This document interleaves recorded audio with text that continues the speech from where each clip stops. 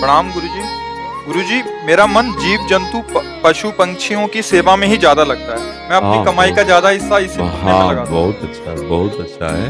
अहंकार रहित होकर सेवा की जाए तो भगवान की ही प्राप्ति हो जाती है, क्योंकि हर पक्षी पशु के रूप में भगवान है। नामदेव जी महाराज कुत्ते में भगवान को देखो प्रकट किया ना भगवान। एक बार श्री एकनाथ जी महाराज गंगोत्री से गंगा जल लेकर बहुत से भक्तों के साथ रामेश्वर चढ़ाने जाते थे।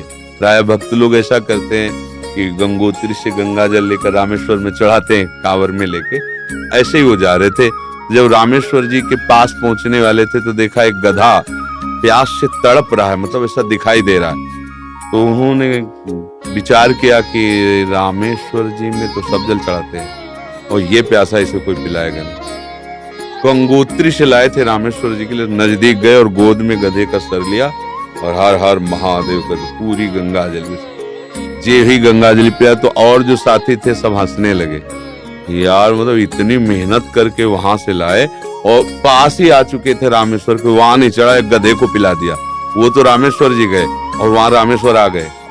गधे को जे ही गंगा जल पिलाया तो भगवान उठ के बैठ गए, बोले मैं ही था, तुम्हारे को देख रहा था कि तुम केवल मूर्ति में ही मुझे समझते हो या सब जीवों में भी मुझे समझते हो। तुम्हारी इस दया से मैं द्रवित होकर यही प्रकट हो गया, क्योंकि कण कण शिव है, तो एक गधे से ही भगवान प्रकट हो गए। तो पशु पक्षियों की सेवा भगवान की सेवा पर अभिमान न करे, भाव ऐसा रखे कि भगवान ने मुझे ये सेवा दी है और सेवा लायक बनाया है बस। और इसका प्रचार प्रसार न करे।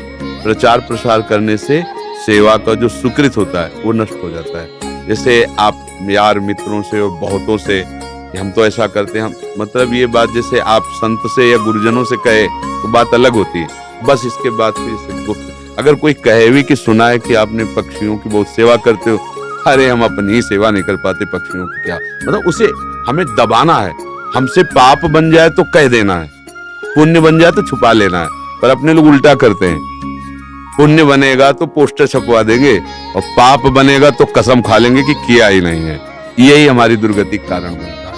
अगर हमसे कोई गलती हो गई और कोई पूछे आपसे गलती, तो हाँ हो गई, अब दंड मिले जो तो वो नष्ट हो जाएगा। जहां आपने हाँ कहा वो पाप नष्ट हो जाएगा। अगर सभा में खड़ा होकर के स्वीकार कर ले तो दंड मिले ना मिले उसका पाप नष्ट हो गया।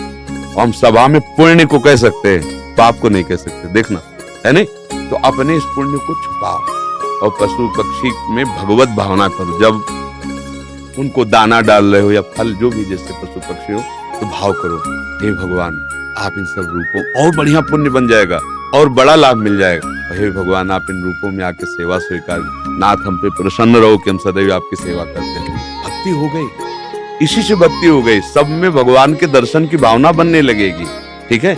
पर कभी गलत धन कमा के सेवा की भावना मत रखना। मान लो चलो 1 लाख रुपए हम गलत करके ले रहे हैं तो 10,000 की सेवा, वो ठीक नहीं। ईमानदारी से कमाओ, धर्म से कमाओ और फिर उससे अगर 10 रुपए की भी सेवा करोगे तो बहुत बड़ी सेवा मानी जाएगी।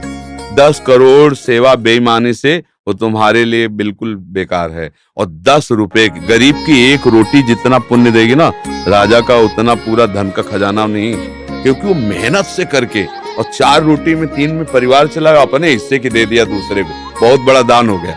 तो दान का ये भी स्वरूप समझना है कि गंदे आचरणों द्वारा, बेईमानी द्वारा नहीं, धर्म से कमा करके।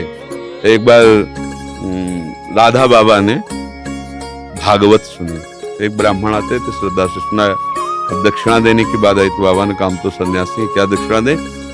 आज बड़े बड़े लोग बैठे थे, जिसके पास पवित्र धन हो 100 रुपया हमें दे दो।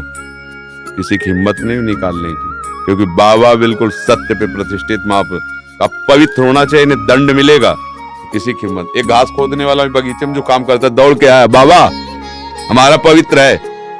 वो कैसे तेरा पवित्र? बोले घास खोदता हूँ, मुझे कोई 1000-2000 ले मिलते, 100 रुपया तो अब दे देंगे। बोले हाँ तू दे, 100 रुपया लिया। पंडित जी को देखे, ये है दक्षिणा। हाँ ये 100 रुपया 100 करोड़ की बराबरी बिल्कुल नहीं हो सकती। वो 100 करोड़ बेकार, वो 100 रुपया अच्छा। धर्म से कमाओ और धर्म से सेवा करो, ये भगवत